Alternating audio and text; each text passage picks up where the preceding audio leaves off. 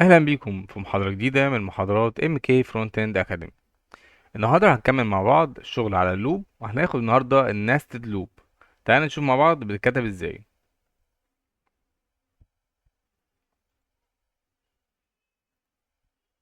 بكل بساطة عندنا دلوقتي متغيرين، عندنا let x وكان في انواع العربيات، ولت y وفي الوان العربيات.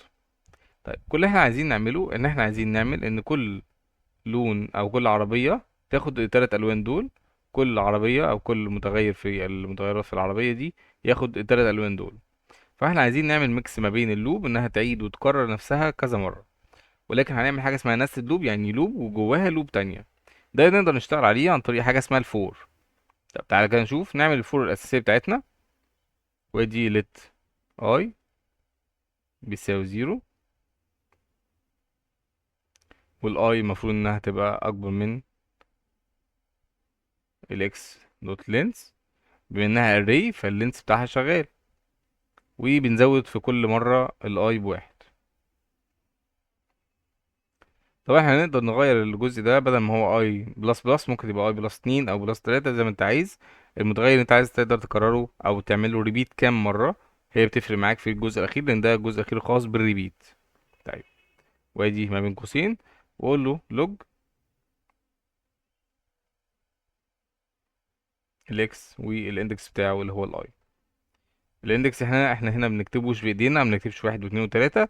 بنخلي ان الاي المتغير بتاعنا هو اللي يغيره وهو اللي يكتبه معانا، بحيث ان هو يجيب كل العناصر الموجودة في الاري.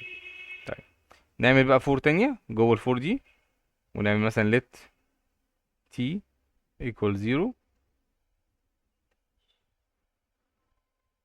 وال t أكبر من ال y dot length،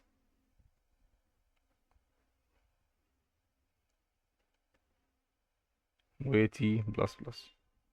عايزين نكتب جواها ايه، ونقول له log ال y والاندكس بتاعه. تعالى نعمل سيف. تمام، ظهرت معانا بالشكل ده.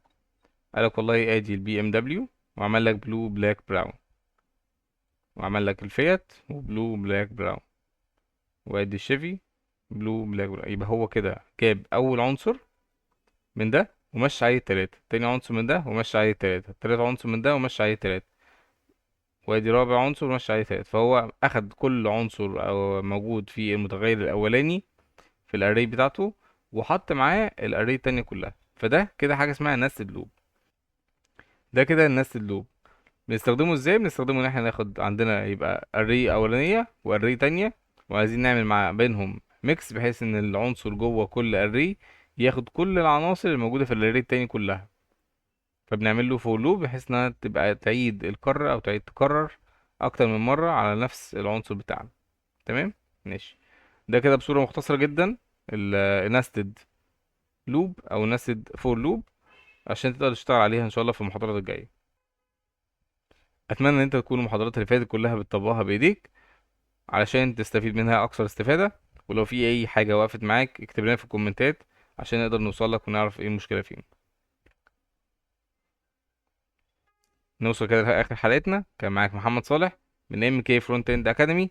متنساش تشترك في القناة وتتابعنا عشان يوصلك كل جديد. تحياتي، مع السلامة.